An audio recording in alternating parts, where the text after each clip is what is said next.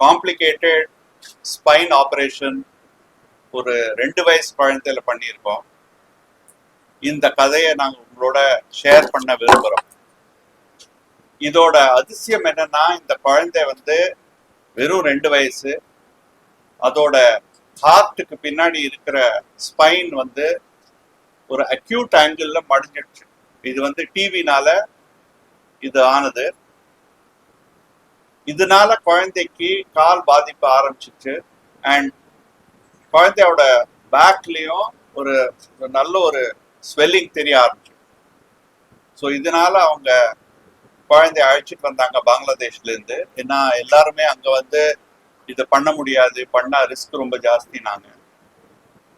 இங்க வந்து நாங்க அதை பார்த்து ஃபுல்லா இவாலுவேட் பண்ணி எங்க ஃபுல் குழு, that is surgeons, both neuro surgeon, spine surgeon, எங்க ஸ்பைன் டீமே இருக்கு. எங்க neuro anaesthesia, neuro critical care, neuro radiology எல்லாரையும் உட்காந்து இதை பத்தி இவாலுவேட் பண்ணி என்ன பண்ணா குழந்தைக்கு நல்லா இருக்கும், குழந்தையோட க்ரோத்தும் அஃபெக்ட் ஆகாதுன்னு பார்த்துட்டு அதுக்கப்புறம் நாங்கள் ஃபைனலாக டெசிஷன் எடுத்து நாங்கள் ஒரு மேஜர் 8 hour ஆப்ரேஷன் பண்ணோம். இந்த ஆப்ரேஷன் வந்து செஸ்ட் த்ரூவாக போய் பண்ணது.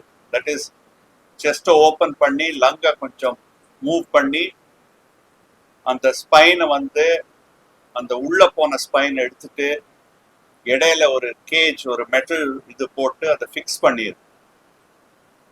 இந்த சர்ஜரி வந்து காம்ப்ளிகேட்டட் சர்ஜரி. ஆனால் எங்ககிட்ட இருக்கிற எக்ஸ்பீரியன்ஸ், டெக்னாலஜி எல்லாம் வச்சு எங்களால் இந்த மாதிரி ஆப்ரேஷன் பண்ண முடியுது.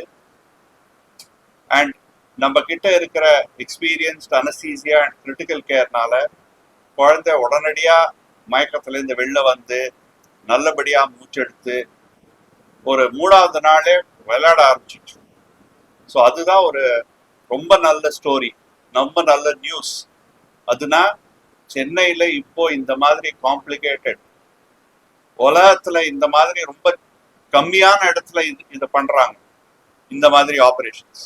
ஸோ நாங்கள் வந்து இங்கே சென்னையில் இதை பண்ண முடியறது, பண்ணுறோம்.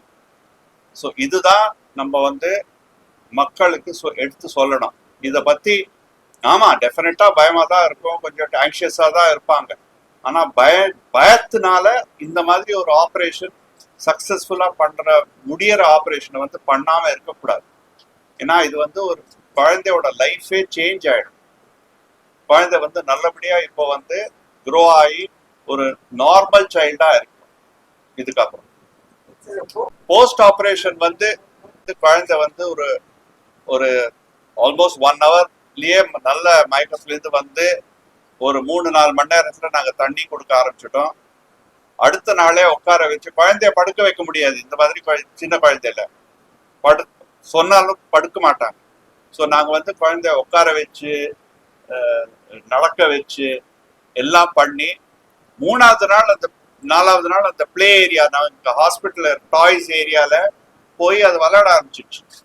ஸோ அதுதான் போஸ்ட் ஆப்ரேட்டிவ் பீரியட். பட் அதுக்கு வேண்டி நாங்கள் என்ன பண்ணியிருந்தோம்னாக்க, அது வலி இல்லாமல் இருக்கிறதுக்கு டாக்டர் பொன்னையா சொன்ன மாதிரி இந்த ரீஜனல் பிளாக், அந்த இடத்துல எங்கே ஆப்ரேஷன் பண்ணியிருக்கோமோ அங்கேயே ஒரு பிளாக் மாதிரி கொடுத்து, ஸோ தட் அந்த குழந்தைக்கு அதிகமாக வலி தெரியாமல் இருக்கணும்.